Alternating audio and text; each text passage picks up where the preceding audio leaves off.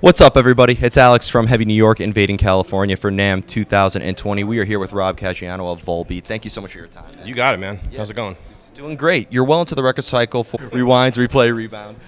What I was curious is, do you take a new approach to every single album that you make, or at this point in Volbeat's career, you kind of have like a usual formula that you tend to stick with?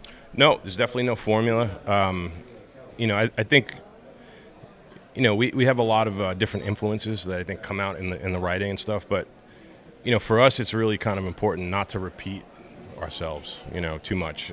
So we didn't want to make the same record this time that we did on the last record or the previous record.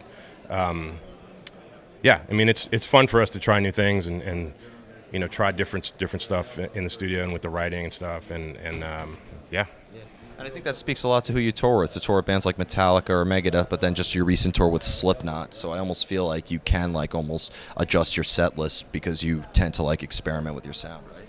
Yeah. There's a lot of different flavors, I think, in the Volbeat sound. Yeah, of course. So, in terms of your like guitar soloing, do you have like a musical theory format that you follow? Like I have to work off of this scale and this mode, or do you like rather improvise a lot? Yeah. Yeah, I'm not a theory guy at all, to be totally honest. It's a good question because it's something I don't really think about. I don't really analyze what I do, but it's very much improv. But it's the kind of thing where I'll treat the solo as its own little thing. I've always loved solos that actually take the song to another place. So that's always what I try to do with the solo, and I try to make it something that's kind of memorable. There's something to be said for all the technical, flashy stuff, but at the end of the day, if you don't remember it, you kind of miss the point, in my opinion. That's one of the things I always try to do. It's I think more along the lines of almost the way a vocalist would approach, an idea or even a saxophone player. You know what I mean? Just lyrical kind of. Well, I've always said that guitar soloing conveys just as much emotion as a lyrical melody as well, and like the vocals as well. So I think you kind of hit the nail on the head. You focus on the song as a whole before you contribute the solo. Yeah, that's actually a good point. I always save the leads for last because I need to get the vibe of the song and the spirit of the song, and then I take that and I do my own thing with it, and I kind of, Yeah. Now, I feel like out of most of the members in Volbeat, you're very prolific, playing with Anthrax, the Damned Things, and so much. Does each project call for like a separate mind frame or a new approach, or is there like a usual method behind the madness that kind of applies to everything? Yeah, first of all, every record that I work on, I try to make it its own thing. Every band should have their own sound and identity. And for me, that's like a super important thing. So. But musically speaking, as a musician and as a guitar player, it's like I do what I do, and every experience and every album I work on is kind of like a learning thing for me, and musical growth I think is really important, and it's really healthy, and it's something that keeps you inspired as a musician. At least it does for me. The Damn Things is a certain vibe. Anthrax is a certain vibe. Volbeat is a certain vibe. But at the end of the day, it's almost like what I do on the guitar and on the instrument and as a musician just kind of works with those different bands and sounds or whatever. You know what I mean? And I have two more questions for you. As somebody who's seen Volbeat live, I think the Slipknot tour, that was like my fifth or sixth time seeing Volbeat, and I've always thought that it's a very different experience seeing you live with the use of crowd interaction and the theatrics than simply listening to the album. Yeah. For you, would you say that like you have to almost kind of put in a different energy playing live than when you're playing like in the studio or a practice space, or maybe is there kind of like a similar fulfillment behind it? Well, you kind of hit the nail on the head. Volbeat is the kind of band where crowd interaction is a really important thing and a really big part of our show. We feed off the energy of the crowd and vice versa. But yeah, I don't know. That's an interesting question. I don't think we play differently on the record than we do live. I know you're playing like Yeah, I'm not.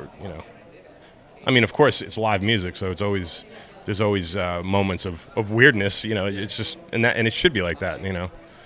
Goes to show that you guys are real. Exactly. Exactly. And the final question I wanted to ask you is, let's just do the good old gear rundown. What is in the Rob Caggiano arsenal? Well, my rig very recently got much crazier than it's ever been. Not crazier, but I mean, basically, I had this idea for a rig for years now, and finally, I have it. You know, we went ahead and we built this rig, and basically, I'm just doing what I do in the studio live now. You know, so I have well, I'm running a Friat SIG-X head. I got 4 cabinets behind me, 1 cabinet off stage, mic'd with a 57 421, going into a 1073 style mic pre for the main stuff, and then it switches to a different mic on another speaker for solos, and that's actually going through an 1176 just to make the notes pop out a little bit. And and I got a plethora of pedals and all kinds of stuff too in there, but that's the meat and potatoes of the rig, and just having mics go through really cool preamps and compressors and stuff has been a dream of mine for a long time, and finally, we made it happen, and it sounds awesome. I'm super stoked on it. Yeah. Were you using that on the Slipknot tour because it sounded so thick? Yeah, I was actually. Yeah, like yeah. I remember. Sorry for being rude, but in like middle of the set, I went out to just have a quick cigarette, and then I still was able to like feel like the riff just cut through like the back in Jones Beach. So Awesome. Cool. I think you made some high tides happen. Cool. Yeah, I mean, it's always good to hear. The other thing is, as a musician, when you're performing on stage, you have no idea really what it sounds like in the crowd because obviously you're on stage. So Yeah.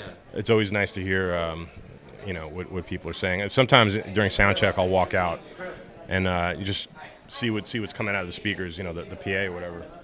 And yeah, I'm really stoked on where it's at right now. I think it sounds amazing. So before we go, I'd like to thank you so much for your time today. I know it's a hectic time at Namm. Is there just anything else with Volbeat you'd like to promote? I know that you just announced the headlining tour, which I will see you in New York City. Yeah, that kicks off in April. We're excited about that. It's been a minute since we did a headline run in the U.S., so everyone's really excited about that. We got Clutch out with us, so that's going to be great. I got a new Jackson guitar that just got launched, so I'm pretty excited about that too. I'll be playing that, all on that tour. Can people pick for people who want to play like you? Could people pick that up at any retailer? Yeah, absolutely. I mean, that's why I'm here. We're launching that this weekend at the Namm show. It's called the Shadowcaster, and it totally screams. So yeah. Well, Rob, thank you so much, everybody. Rob of Volbeat. Be sure to check out the new Custom Jackson. This is Alex from Heavy New York. We'll see you next time, Namm 2020.